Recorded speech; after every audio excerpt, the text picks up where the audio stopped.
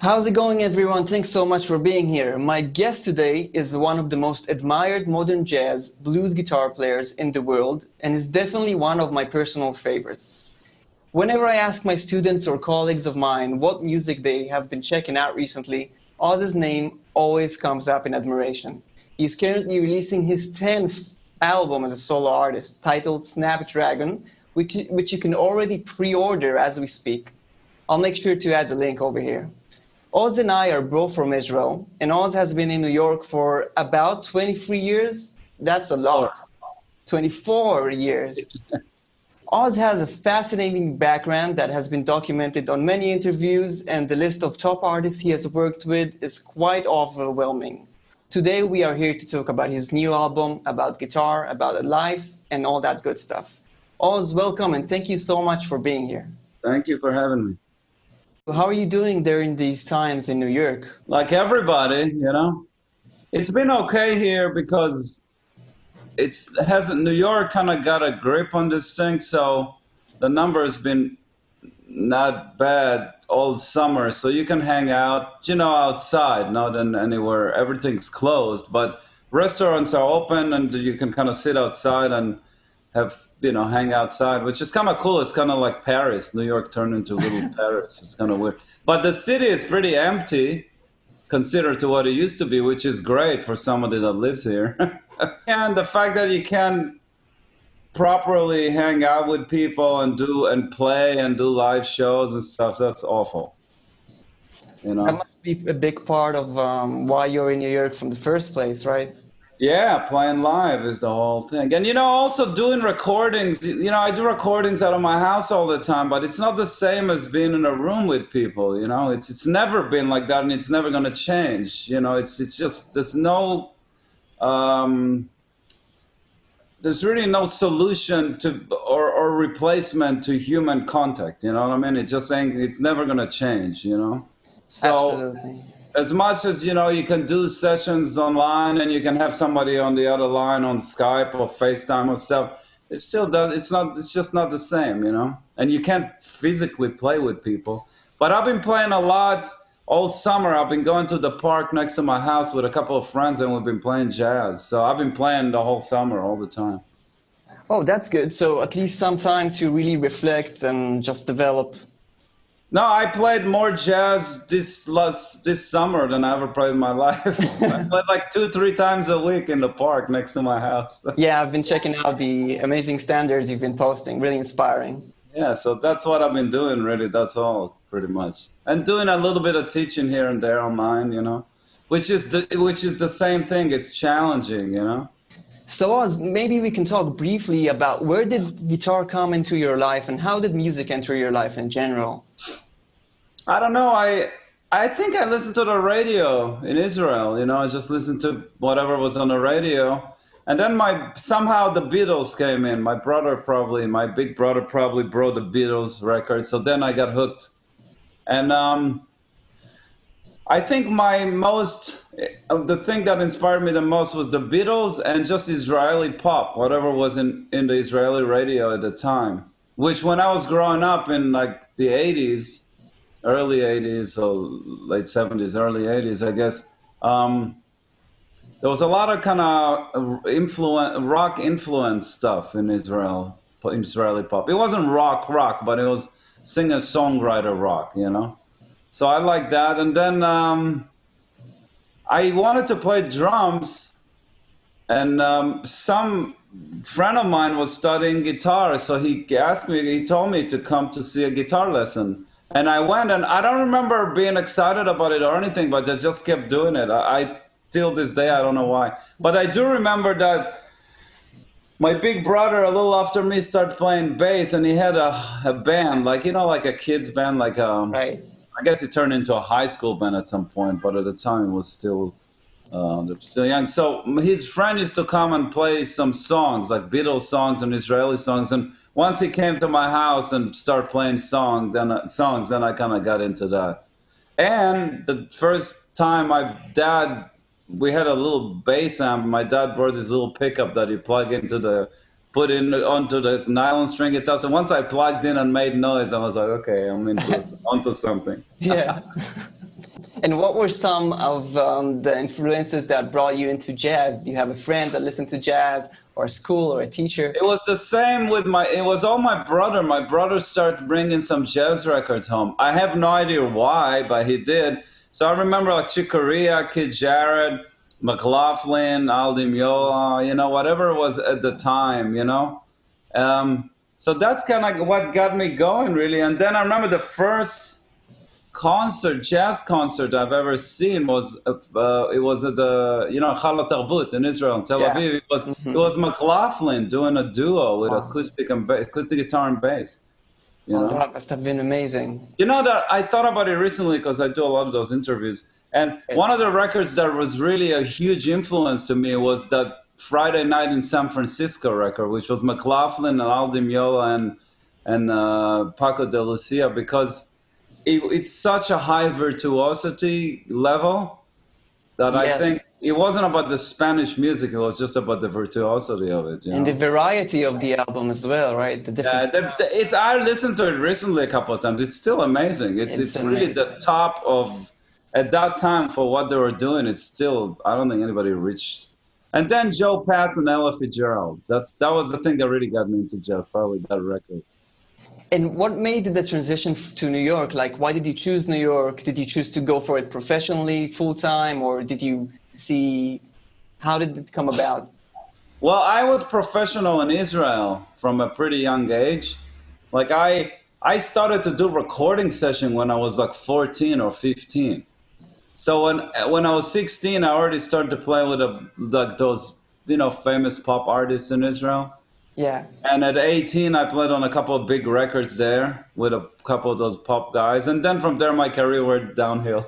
Not really. It didn't. It was a joke. But I kept working in Israel with I always did jazz gigs. That was my luck. Because in Israel, there was always those little jazz gigs. So I always played jazz gigs, little jazz gigs all the time.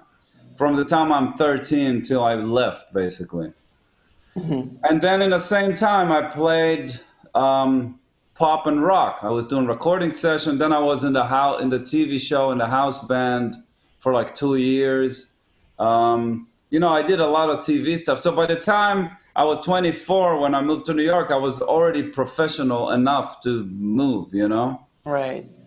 And I moved to New York because all my life, all my friends always told me, hey, you got to go to New York, got to go to New York. And to be totally honest, I was I always played both. Everything together. Like I played jazz and I played rock and funk and R&B and stuff and did recordings. But to me, it seemed like the jazz scene in New York was the place to be. And also I liked some other stuff that came out of there, Like, the whole Hiram Bullock thing and Jaco and all that kind of stuff. Right. And I had a few good friends of mine that 4 years before me already went to New York and did pretty well. Like Avishai Cohen, the bass player, and Omer Avital, and Avi Leibovich, and Eran Tabib's guitar player that became a producer. So a bunch of those guys, they already went there and they were doing pretty good. So that was that. How was the first 5 years over there? Oh, they suck. Yeah. Well, they don't suck at all. Well, what sucks is the struggle to make a living and the fact that you don't know what's happening. You're in a new environment completely. Although New York and Tel Aviv are pretty similar, to my opinion. But it's a culture shock, and you gotta hang all the time to meet people, and you don't make any money. And it's cold because New York is in the winter is cold. So it's I would never do something like that now, but when you're 24, it's cool. But in the same time, that's the hardest part. But in the same time, you just see so much great stuff and you meet people and you learn a lot and, Absolutely. I remember my 6 years over there. Oh, you were there for 6 years? Yeah. Yes. Right after Berkeley, I did my 2 years over there. I remember, and that's why I'm so full of admiration of like how you kept going, no matter how much the struggle is real, because you're very focused on exactly what you want to be and what you want to do. I think, now I've been here for so many years. I think my opinion about it is the reason a lot of people don't end up staying here And in any central musical area, like even Nashville or LA or stuff, it's not the music. It's more the lifestyle. Like you realize after a couple of years that, okay, do I want to live that lifestyle? Does it fit me, or or do I want to be next to my family, or do I want to eat the food that I'm used to? Do I want to be stressed out every month? Do I want to run like a maniac from one gig to the next? It's a lifestyle, and I personally like it. I feel bored if I don't have it. So to me, it was never a problem. But a lot of friends of mine, some Israeli friends of mine that end up going back, they went back not because they weren't successful. Like success in New York is different than what you think. Success in New York is the fact that you can live here and be a musician, That's success, period. Right. Whether you're becoming famous or not doesn't mean shit, But a lot of people just went back because they got tired of the chase, you know what I mean? And they wanted a different lifestyle, which is totally fine. I don't have any problem with that at all. The fact that I make records and people buy my records and know me, that's great. But that's like, that's a cool thing to have maybe, but that's not the real success. Real success is just making a living doing music, which is something that I personally like, Doing what you love, yeah. Yeah, of course. And especially these days, and especially in New York, Now, I would like to talk, of course, about the new album, and just checking out the names of the amazing musicians, the legends, if I may say, drummers. I'll only mention a few because the list is really long. Drummers: Dennis Chambers, Vinny Colaiuta, Dave Weckl, bass. We have Will Lee, James Genius, John Patitucci, and on saxophone, the unbelievable Chris Potter, which is one of my personal favorites. Jason Linder on keys, really digging his Now Versus Now project. Yeah. And more guests, including guitar player Adam Rogers. I remember seeing you guys in the bitter end. This is basically all my friends, you know what I mean? Or people that I work with. To me, it's just the guys that I play with, you know what I mean? It's not like, some of those guys I've been working with for years, we can be specific. So I've been touring and playing and recording with Weckl for like over 10 years. With Vinny, I've been playing on and off for more than 10 years, since like 15 years really. I never toured with him. He's hard to get, but here and there I get him to record my stuff or a couple of other things with it together. Dennis Chambers, the last 2 or 3 years we started working together, like touring, actually playing. I don't record with people that I don't play with. Like Patitucci, I've been playing on and off with for a while too. Who else is there? Will Lee, I played more gigs in my life with Will and with James Genius than with anybody else in the world, really. Probably done 1,000 gigs with each of them, Wow. With toured, yeah. So those guys are always like kind of the core of what I'm doing, There was other guys that were involved that are not involved now, like Keith Carlock I played with for a long time, but things change, people move away and all that kind of stuff. So the core of the band is people that I played with forever, for a really long time. I never use somebody that I never played with, ever. Because I don't believe in that. There has to be some chemistry and you have to make the thing gel and people to get what it is. The keyboard players, the guest soloist is a different story because a lot of times I want to put people that are... you kind of would give another spice to the tune. So Chris, I know Chris from New York. I never really worked with him, like let's say in his band or stuff, but he played on my other record and we played here and there together. Wallace Ron is my favorite trumpet player. And I've done one record with him, which was this Miles Davis tribute record, which was pretty cool. So I just asked him to play. It's all those guys that I know. And Adam Rogers is a good friend of mine. I have this little guitar band with him. So we play together a bunch. Dave Kikowski plays in my jazz quartet that I play in New York. I used to, before this thing started, we used to play regularly. I was always curious to know what is the main personality or maybe the secret personality trait that you see with all these top-level musicians? I mean, there's some force bringing those people to be in the front of what they do. I think, it sounds cliche, but I think they're all good people. I love that. I love that. You know what I mean? Yeah. I wanted to say they're not assholes, which they're not, but there are situations where people are stressed out or you're on tour or whatever, and there's different sides that come out. So some people could say, oh, this guy is an asshole, but they're not assholes. They're good people, Yeah. Everyone has his triggers. Everyone is a human being. Yeah, exactly. So how did you come about writing that new album? How did you go about writing the compositions? Well, the story is this. My last album that I released was called Boogaloogaloo.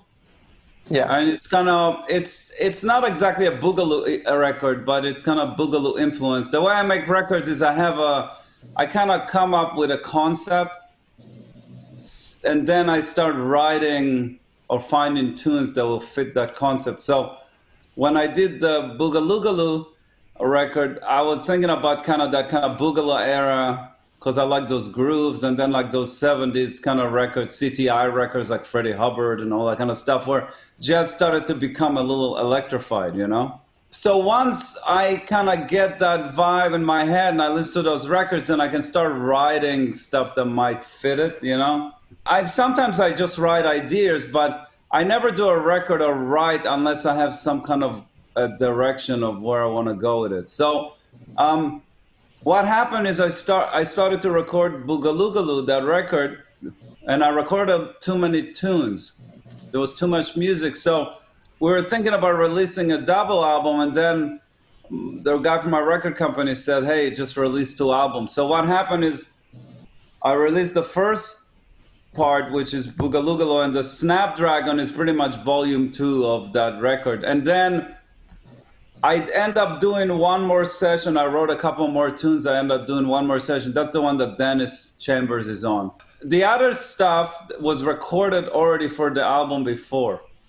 Did you leave any room for like weird free improvisation in there, or is it mostly through composed and structured? Well, there's all improvisations there, but it's within the forms. You know what I mean? Like it's within a form. So it's like the way I look at the tunes I write, they're like standards where I write the tune and then you improvise either over a tune or over a vamp. You know what I mean? So there's plenty of improvisation there, but it's within a form. It's not like the only track that was completely jammed out, and it's my favorite track on the record actually, is Bemsha Swing. That was a total jam. Like there was nothing. It was completely like it was a total jam. And then I overdubbed Jason Linder after. Oh. But that's the only track that was a complete jam. When I record other songs of mine that I write or covers, there's always there's a certain direction and sometimes certain parts. Like there's a certain drum groove and a certain bass line, and then within those parts they do their thing, But with this thing there was nothing. I just brought those 2 chords. I was like, this is the tune, this is the solo, and that's it. Oz, I wanted to ask you a little bit about your practice routine, and to be honest, I asked some of my students what they would have asked you if they have met you. How has your practice routine changed over the years? Do you just play tunes these days, work on your next album, work on songs that you can express them, or do you go more into routines like technique, scales, and arpeggios? Well, I used to practice stuff specifically, like scales and also the stuff like that, or patterns and stuff like that. But then you get busier and busier. It's harder and harder to practice. So I think my practice in the last couple of years has been more about around what I do, meaning like either learning certain tunes for gigs or writing or more conceptual stuff, all right, this is a tune. How can I approach it in this kind of way that's not going to sound like the same old shit? You know what I mean? Right. I wish I can say I practice regularly and I practice in a very methodical way. I always have plans to do that. They never work out, but I always write what I need to kind of do. Since the COVID thing started, that actually helped a lot because there's nothing going on. It's a lot easier to keep some kind of routine. So, um, um, I would say the one thing that I like to do is I like to, in the morning when I have time, when I'm kind of relaxed enough, I like to go and practice classical guitar like nylon string, just reading through pieces. I play horrible classical guitar, really awful, but it relaxes me. I love the music and it helps my right hand because my finger picking is pretty bad. So I do that as much as I can. I've been studying ear training with a guy in Israel, with Doron Mizrahi. Yeah. Oh, wow. And that's been great. That's been super great. So that's been excellent. So that's what I've been doing constantly and consistently. And then a part of that thing kind of actually related to guitar. So I do some voice leading stuff and, stuff like that. So I try to practice and now it's easier to find the time to do it. So classical. But the other thing is because this whole time through the summer, I've been playing so much in the park, so I would bring standards that I always wanted to play, and I would just play them, so that was a good practice. Just diving into the tune, really try maybe develop a nice motive or a story or a melody. Yeah. Kind of like going beyond arpeggios and scales and seeing how you can express a tune, right? And develop your own. Yeah, it's like say. A lot of the times when you're trying to get a certain vibe going when you play, like nobody cares about anybody. Who cares about you playing standards? Really, I've done it already a gazillion times. So I just do it to try to develop some new direction, or to just kind of. I don't like to play on like a perfect example is giant steps. Like when the chords dictate what you need to play at all times. I don't like that because that cuts the freedom of jazz to me. So I try to play certain tunes that I can kind of float around them to any direction that I want and go anywhere I want. So that's challenging with standards. So I would bring standards, different tunes, and then I found a few new tunes that I never played before, or I always wanted to play that I can do that thing on, Because just playing over, I don't know, a tune that has changes, is just playing the changes. It's challenging, but it doesn't interest me anymore, And it doesn't interest me to listen to it either. Do you remember any time where you already felt, going back again, that you already have, you know the arpeggios, the scales, but now you're looking how to connect everything in a way that, or was it something that just naturally came? Okay, I know the arpeggios, I know the scales, time to tell a story. Well, I think it has to come together, but you can't jump on the basic knowledge, like you have to know arpeggio, you have to know the scales, you have to know the chords, like you can't jump that to the next level. But if you know that stuff well, then you can start experimenting with connecting the dots, Right. I gotta say that to me, somebody like Keith Jarrett or Herbie or Chick, those guys are kind of masters because it doesn't matter what tune they play, they somehow connect all the dots in a way that kind of makes it sound like one long melody or a long story. It doesn't sound like, I'm going from this chord to this chord to this chord and now there's a bridge, you know what I mean? So that's the stuff that I'm interested in. Wayne Shorter is one of the pioneers of that kind of stuff. They kind of open up the form of jazz into, obviously Miles really started this whole thing. Those records, the Live at the Plug Nickel, those Miles Davis records, it's those couple of nights where they played in Germany. That's probably some of the most important records in modern jazz because that really opened up the doors for everybody to do everything. I think in terms of the guitar world, I think the guy that really opened the doors after Wes Montgomery is Jim Hall, because he really opened up. Like he kind of changed the game in terms of what guitar was before and then after. I think without Jim Hall, there wouldn't be, like Pat Metheny definitely, or I don't know, Score, Stern, or Frizzell, all those guys, you know. And a lot of the education I feel also coming from Berkeley is that I was taught a lot about the scales, about the arpeggios, about the pieces.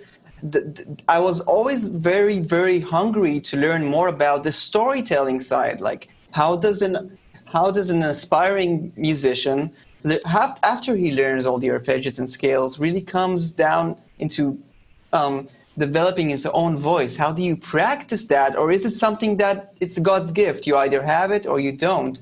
I don't know. It's a good question. I don't have an answer for it. I think you have to think about it in terms of like listen to records and think of how you like to play, you know?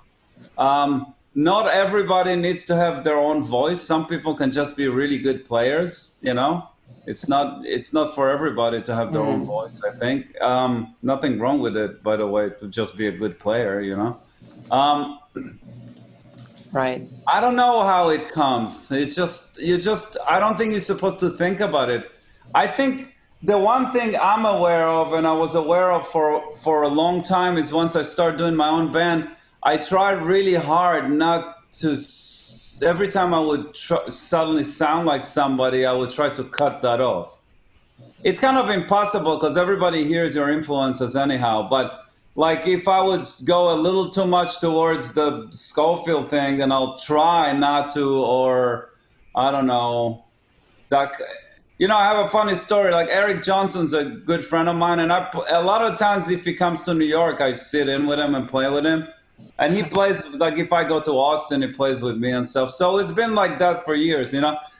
So one of the times that I went and sat in with him, he just told me, yeah, don't worry, just plug into my Marshall. So he took his cable out of his Marshall, which is that one lead tone that he had, and I just plugged into it. I think I may have had my guitar or I can't remember what it was, but every note I played just sounded like him. It was like, and every time I went to play this kind of like pentatonic thing or anything, it was just, I had to stop, you know? So that's like an extreme situation where his tone was so dialed in that it was just like you can't run away from it. But in the same time, a lot of times, you know, when I go to those areas, like, you know, I'll try not to go there or do it in a different way that wouldn't sound like him or, I don't know, Pat Metheny or whatever. I'm not a good imitator anyhow, but that's something that I was always aware of. I guess that maybe has something to do with not sounding like yourself, maybe. I don't know. Yeah, that totally makes sense. And also how you pointed out that sound is a big part of personality, like looking for your sound, saying, okay, this is my sound, this is what I'm going to craft with, is part of the adventure.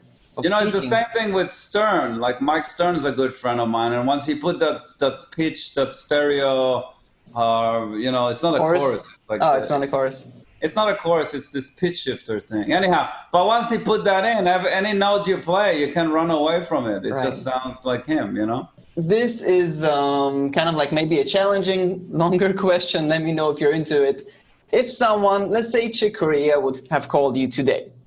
Touring is not happening, but let's say it will happen soon. And he says, well, listen, I have a tour coming up in 10 days. I have 10 complicated songs to learn. You're going to take solos and everything. He sends you the music, and you see that this is complicated music. This is something you would need to practice. How would the next 10 days look for you? How would you break it down that you feel comfortable to express your own voice within that tour?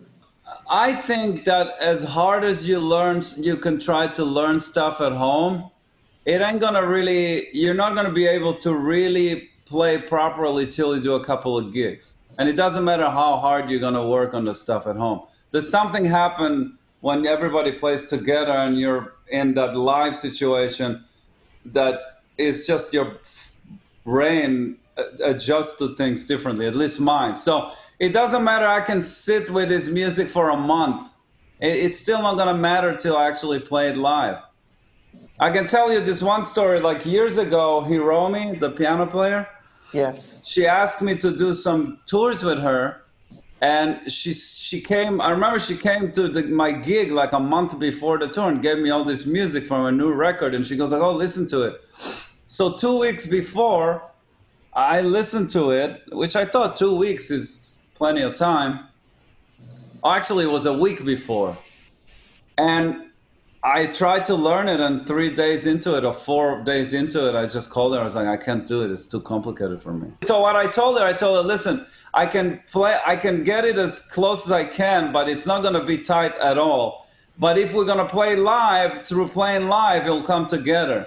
And it would have, but she didn't want to take the chance. She was like, "No, it has to be really," because there was no rehearsal. It was like, this thing is way too complicated to play without rehearsals. Also, I don't like complicated music. I don't have patience for it. You know, it's like, I get to record sometimes complicated stuff, because I guess people have this perception of me playing this sophisticated jazz or fusion or whatever. I don't like that stuff. It's usually not good or not great, and it's too brainy. I don't know. It's like it's you know. Yeah, I hear you. I hear you. I do it, and I go through it and I do it. I have my way of just like learning and do it, but it's not what I would prefer listening to or playing, really. How do you work on time and groove, and kind of bundle that with what is the weakest part of guitar players, intermediate, advanced, that you see? Is it time? Is it chord changes? Is it expression? The weakest part of guitar players, period, is time.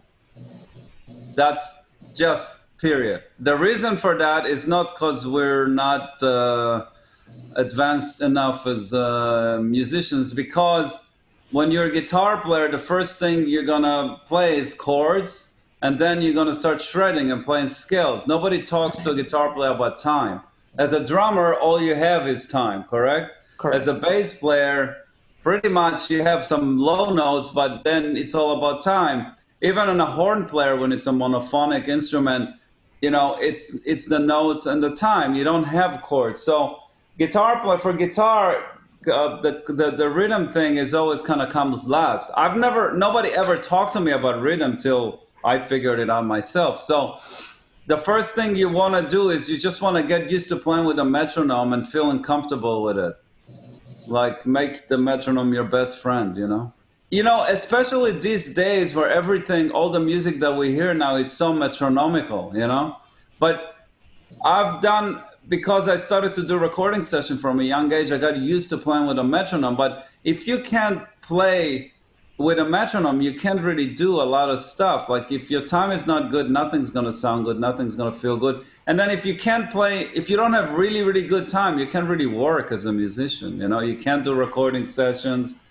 People are not going to be excited to play with you because your time is a little wonky, you know?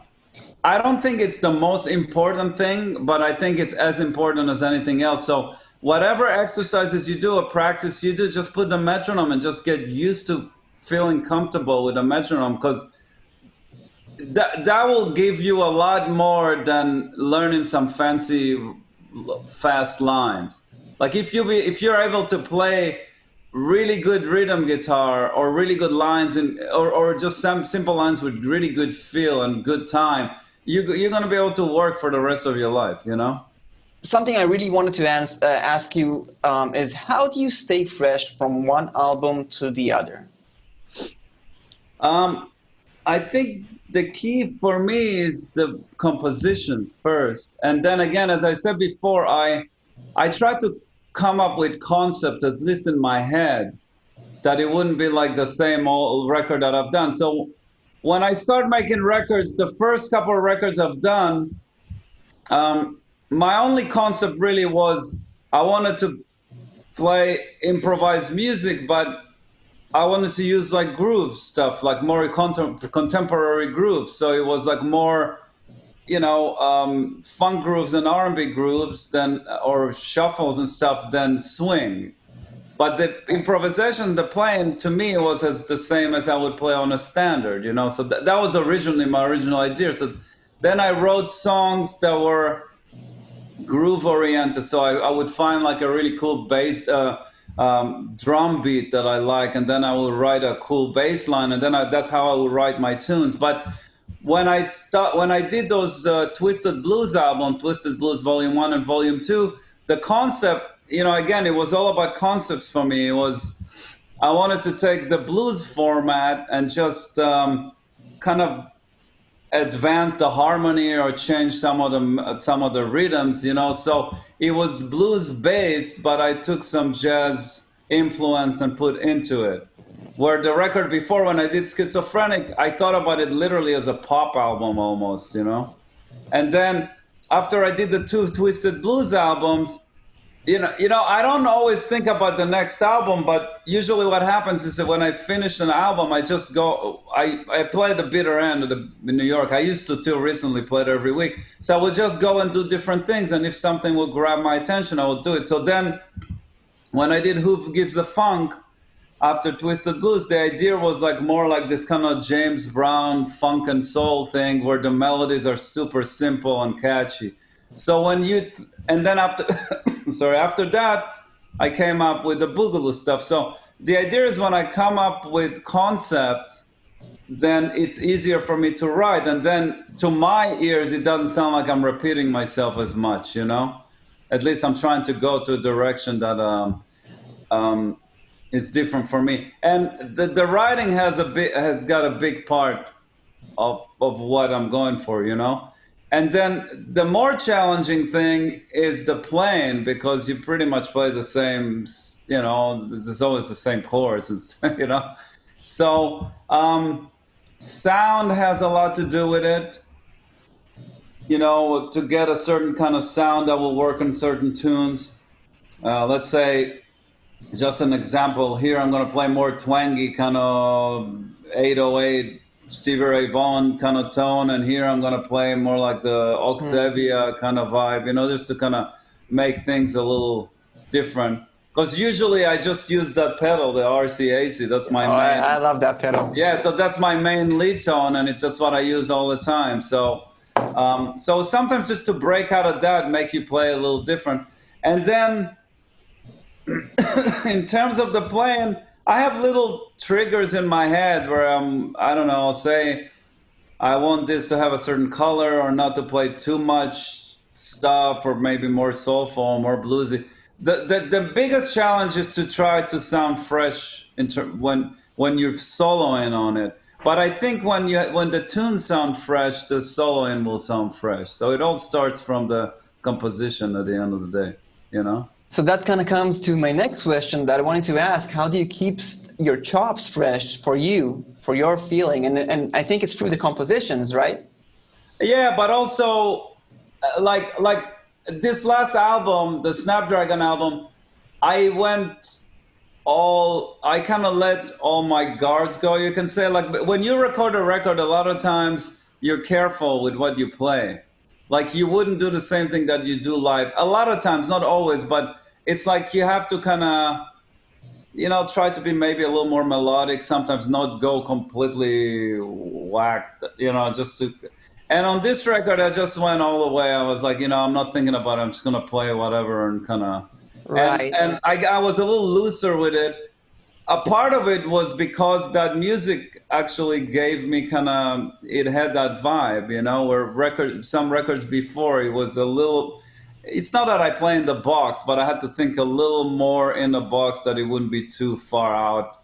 Like a tune on the new album, like a tune like Boom, Boom, Boom, that's a rhythm changes. So I went completely off on that one, And the first track, Looney Tooney, it's the same thing. It's like a minor. It's not a minor blues, but it's a thing where I just went all the way, So that's kind of what goes in my mind. And to keep those chops is a lot of, I always play those tunes a lot before I record them. Like I've never ever recorded a tune that I didn't at least play for a couple of months before with my band, because that's how, when you play with your band, when I play with my band, I get the concept of where I want to go with the solo. So when I go to the studio, I have an idea of, okay, this is the sound, this is the guitar, this is kind of where I'm going to go. And the chops, you just keep your chops from playing live. The more you play live, the more chops you have. And in these situations, it's a real challenge because you got to really practice at home rather than going outside and keeping your chops by. Yeah, now it's a waiting game. Now I don't think I'm gonna gain any chops, even if I practice 24 hours here at home. Okay, I'm actually really curious. The record just from that one single sounds killing, and I wanted to know what kind of gear did you use on the last album? Well, first of all, this album I recorded at Sweetwater. You know, Sweetwater is the company that sell all the gear online. They have this pretty amazing facility in Indiana. So they have a really nice studio there. So I recorded that record and the Boogaloo record there. I use this, the same stuff I've been using the last couple of records. I have a Two-Rock TS1 head. That is probably the greatest thing I own in life. So that's on the whole record. I also use the classic reverb Two-Rock head on, I think, one of the sessions as a classic reverb. And then I have two Plexi Marshalls. One is 100 watt and one is a 50 watt. So I think for the earlier sessions I used the 50, and for the last sessions I used the 100. Those are the amps. On the videos you can see usually there's a little amp next to me, whether it's a Princeton or a little Vox or something. That's just to move air that I can feel like I'm playing to an amp, because you play with headphones, you don't feel anything. Oh, interesting. Yeah, so that's you put it behind you? Yeah. Oh, okay. Just to get the feeling. So that helps. That makes. I actually, Warren Haynes, I think, told me that trick, because when you play with headphones not next to your amps, it doesn't, like, the guitar doesn't react. You know, you don't get any reaction. So you have to have some kind of speakers coming at you. So if you have a little amp behind you, you crank it, you move some air. That helps. The feeling. As long as it's only you in that room. Yeah, like there's other people, but it doesn't get, you know. I've done records before where I just stood next to the amp door and left the amp door open. Oh, all right. The amps are so loud, so you get this whole air coming out, so you feel like you have sustain, you know? Right. Because if you just hear it through the headphones, it's really hard to play. I know certain people like Eric Johnson or Scott Henderson, or I forgot who else, that they can't play like that at all. They can't record like that. It just doesn't work. So you either have to be in a control room or next to your amps. So that amp is dry. Like, it doesn't have any delay or any effects on it. So just in case, I don't think I ever used it on a record. Maybe on one track, but it's a good trick, and it's also a good safety thing to have in case you record it. I record with effects, so if there's too much effects, you can blend it in. You know? Oh, so it is being recorded at the same time. Oh yeah, no, it's been recorded for sure. It's like a safety kind of thing. It's almost like some people record direct just in case they want to reamp. I do that instead, you know. Right. Yeah. And, so that's it. My pedal board has been pretty much the same. You can just go on my website, see what I'm using, but. You know, my main lead tone is the exotic RCAC. If I do stuff that's a little more twangy, I'll use a TS-808, a Ibanez. I have an Octavia, Dunlop Octavia, for the more like kind of... That's a really good... that's a great pedal. It's a great pedal, and this is a great opportunity for me to know. How do you approach tweaking it? Oh, yeah, I can tell you exactly. The RC section, you just put the gain in the middle at 0. Okay. RC. Yeah, the RC right here, just to put the gain in the middle. 0. Yeah. The volume I usually put at like maybe 11, depending. And then I take a little bass off because it gets a little boomy. Right. Yeah. And then the RC, the AC, I put the gain, depends on what amp you use, between 11 and 12. The gain in 11, yeah, okay. Yeah, let's say 11. The volume, again, the same thing. You play with it, but at around 11, let's say. Okay. And the EQ is just flat, nothing. Oh, okay. And then, and then I will sound like you, right? What's that? And then I will sound like you, automatically. Exactly. Yeah, right. but automatically you'll sound like. But the thing is, it's hard to say because you have to. Yeah, this looks pretty close. Yeah. my main lead tone is both of them together. That's how you get the big fat sound, you know. Yeah, and I love how transparent it is. Like Yeah, but just that's like exotic. That's those pedals since the beginning. That really company, great pedal. nobody has done that before them, you know. Definitely one of my. Yes. I mean, actually, my favorite pedal. Like I tried a lot of overdrives, and this is for Yeah, it's a really distortion. great It's my pedal. favorite. Yeah. So thanks for. So then if I use a fuzz, there's a Vamaram fuzz that they made for me. It's got my name. It's like a signature thing. It's called Oz, just like it's a fuzz, and I use that a bunch. Yeah. And then I use a Leslie pedal by this company named DSL, or DSL, I think. It's called Rotosim. And then I use, the delays are from, everything else kind of comes from the Line 60 HX. Right. Actually, some I used actually a Memory Man and the M9, and Line 6 M9. All the weird stuff comes from the Line 6, whether it's the looping or the weird effects. And guitars, I use the Les Paul on some tracks. I have a Collector's Choice 59 Les Paul.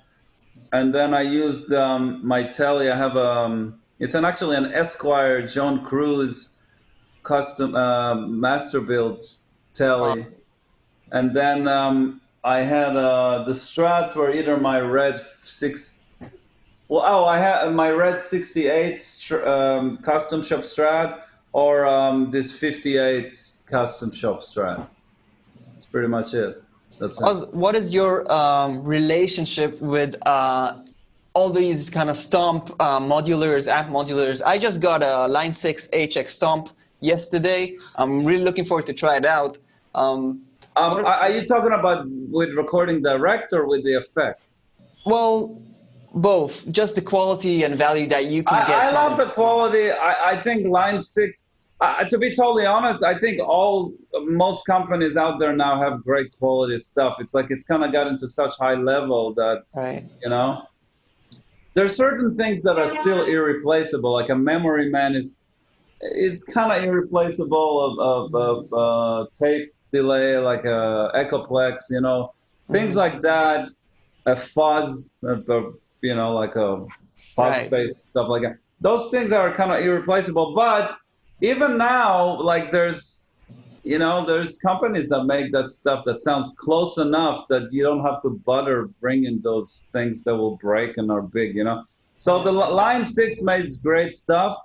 I don't know, a lot of other companies do, you know, like the thing about Line 6 is it's the only company that has it all in one, and it's in really high quality. And to me, the quality is important, but the accessibility is as important or more, because I have to have everything that I can access all the time. So Line 6 is the only company that does it, you know? Like there's other companies that makes great delays, great reverb, but it's one or two things. It's not everything that I can just push on and off and all these weird effects. So that's just my thing. In terms of recording direct, I haven't done it on this record, but I've been doing a lot of it at home, where I use the OX, the Universal Audio OX, and that's a really good piece. I do a mix. Sometimes I only use that. Sometimes I use that and an amp. Sometimes I use that just for the room mics. It's like you can do so much stuff with it. It's fantastic. Unless you're going for a very specific kind of pure clean tone, a lot of those things are so close to real miking, and especially the thing with recording amps for real and miking them, if you don't have the good mics and you don't put them in the right place and open the volume on the amp in the right place to get that kind of gray tone, then that stuff, the OX already has it in, and it's almost as good. So I don't know. It's gotten pretty far in terms of the direct recording. It's pretty wild, you know? It is. It's still not 100%, I'll say that, but it's pretty close. And especially if you hear it in a track somewhere, you would know that this is, you know, you have no idea. Right. Maybe for solo guitar, it can be more tricky, right? Exactly. Correct. Because you can kind of feel that there's some digital edge in there. Something is going on. Yeah, it's not... I don't think it's that. I think it's the dimension of the sound is different. It's just like the dimension is a little different when you record a mic. and when you use IRs, impulse responsive cabinets, you know. Yeah. That's what I do. I use my own amps into the OX, which is this universal audio thing that has impulse responsive cabinets. But it's pretty close. It's really, actually, lately I've been recording an AB, and sometimes I like the OS better. Yeah. Better. So, I don't know. It's, again, recording a really good amp with good miking is still irreplaceable, but this stuff, it's getting closer and closer, you know? And it depends on what you need it to do. For some stuff, it's like it's pretty useless to record mic amps. Ooh, what the hell Nice. is going on here? Gee, New York City. Is that going to be on your new album? Yeah, sample. So I would like to kind of end with this question. What inspires you to be who you are besides music? Do you read certain books? Have you ever thought about concepts like meditation? Do you have something other than music that you want people to know about you? I don't read books at all. Like, I never read books. I'm probably a little, not dyslexic, but I have some kind of a thing. Like, I can read magazines, but not books. I do meditation. I try to do it every day. That's really good. That's beautiful. But it's not something people think about all the spiritual thing as something that will make you like a bigger or better person or something. I don't think about it like that. It's just a way for me to just start the day or something, or to relax, and it also have a physical effects on you. Right, you know? right. And I do yoga pretty regularly. I've done it for a couple of years, and again, to me, it's a physical effect. It's not like I appreciate the mental thing and the whole spiritual thing behind it, but I started to do yoga years ago, but when I got to it the last couple of years, I got to it because of physical issues, like to control certain pains and stuff like that. And it really helps that, and especially when you reach a certain age, playing an instrument is an extremely unnatural thing for the body to do. And at a certain point, it will mess you up one way or another. Can mess your shoulders, can make your back, can mess your head, can mess your... So yoga, for me, really helped, you know, more than physiotherapy, more than a lot of stuff. And because you can continuously do it every day, that really makes a big difference. That's probably the one thing that really, I would say, in a way, not saved my life, but really kept me, you know. That totally makes sense, especially as a musician, right? Yeah, and I run in the summer, I run in the park. In the winter, it sucks because you can't run here, but it's too cold. But in the summer, I run in the park. I don't know if running is super healthy, but for your knees or legs or stuff, but I like it. So that's pretty much it. And for fun, I listen to pop music. That's cool. Yeah, just chilling, enjoying the fun intention of pop. Sure. And you know, I totally relate to you because I have been also practicing all day since I was 13. I still feel like a 13-year-old with my guitar. It's always there for me, no matter what. It was always there. But shoulders, neck. I'm 33 now, so things are changing. Yeah. Without the yoga and the meditation, I would not really be aware. And so I totally relate. It really makes me happy to hear that from you, actually. Yeah, absolutely. I know a lot of people that do that. It helps a lot. And that. So, okay, definitely last question. Here we go. What advice would you give guitar players or striving musicians that want to release their own music, get a fan base going, make dreams come true, but, you know, things take time. They need to have patience. It can take 20 years. It can take 30 years. What kind of advice or motivation you can share with our listeners? The short of it is, if you really love it, just do it and don't worry about anything else, because things will just fall into place and work out. That's the bottom line of it. I would say that you're not supposed to do it because you want to become a star. You're just supposed to do it because that's what you do and that's what you like to do.